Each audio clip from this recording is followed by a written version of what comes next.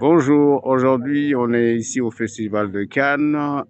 Ça vient juste à peine de démarrer. On est le 15 mai ici au Pavillon Afrique. Nous recevons pour le module du jour Jessica Barr, qui est une intellectuelle, qui a beaucoup travaillé dans les médias, qui a apporté énormément pour tout ce qui est l'image de la diaspora, une symbolique justement de pouvoir faire connaître et de faire savoir les connaissances liées à la société.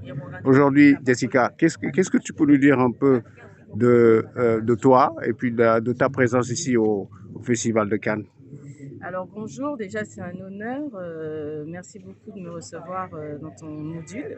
Merci.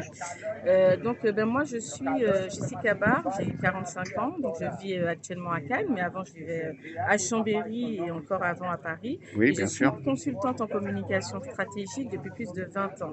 Et à côté, j'ai toujours travaillé, effectivement, comme tu l'as si bien dit, en tant que pigiste pour de différents médias, dont Amina Magazine. Là, je suis au Festival de Cannes pour Amina Magazine, mais aussi pour mon propre média, qui est Française Ethnique. Oui. Et comme tu l'as si bien dit, oui, on va dire ça, que je suis une citoyenne du monde et que je suis, voilà, j'ai toujours eu à cœur, en fait, de valoriser mon patrimoine, voilà, que j'aime beaucoup, qui est les Caraïbes et l'Afrique. Et pour moi, c'est très important de mettre ma pierre à l'édifice. Voilà. Mais c'est surtout ta présence ici au Pavillon Afrique, au Festival de Cannes, qui est quand même un rendez-vous incontournable du cinéma.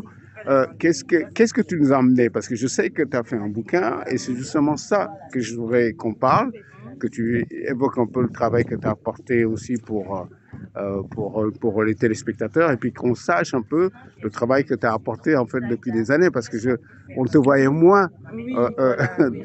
C'est vrai dans, que j'ai été hein? assez malade ces derniers temps, donc on m'a un petit peu moins vue. Oui, Mais ce qu'il est clair, c'est qu'aujourd'hui, alors ce que j'ai avec moi, c'est Mirlingue au féminin. voilà. Alors, Musique classique, Afrique faites et voir le Caraïbes. bouquin, un Voilà, peu c'est mieux. Mirlingue au féminin, c'est la musique classique. Mhm. D'accord.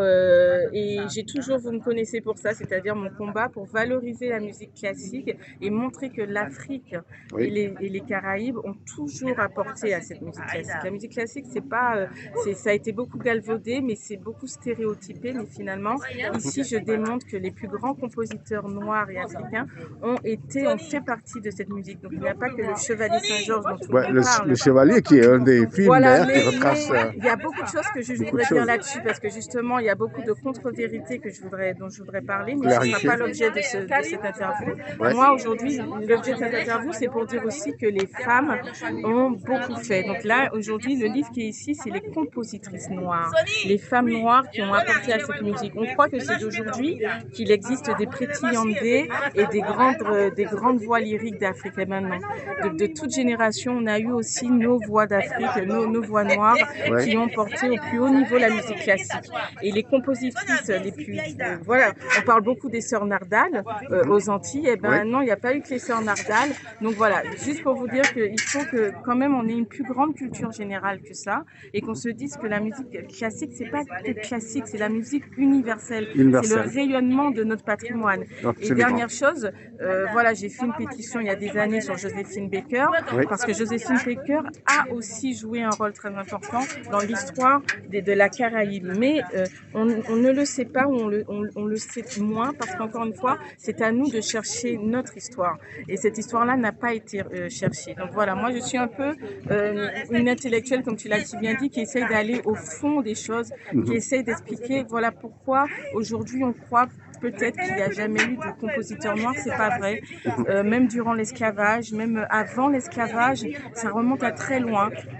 Voilà, mon combat c'est l'interculturalité et créer des ponts entre nous pour dire qu'en fait on a tous notre rôle à jouer dans ce monde.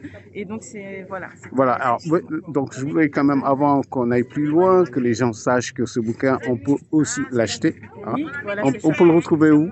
Alors, dans les librairies en ligne, Oui. voilà, pas toutes les librairies physiques parce que il y en a certains qui disent bon, c'est vous connaissez quand il s'agit de parler d'Afrique et des Caraïbes, ce que c'est. Oui. Mais en ligne, vous pouvez le trouver et puis il est à 20 € dans tous les Voilà. cas et il suffit de me contacter. Sinon, je suis très accessible Ouais. par rapport à beaucoup de monde. Je suis très accessible. Merci beaucoup en tout cas. Merci. Allez, bon après-midi et Merci bon beaucoup. festival. Merci.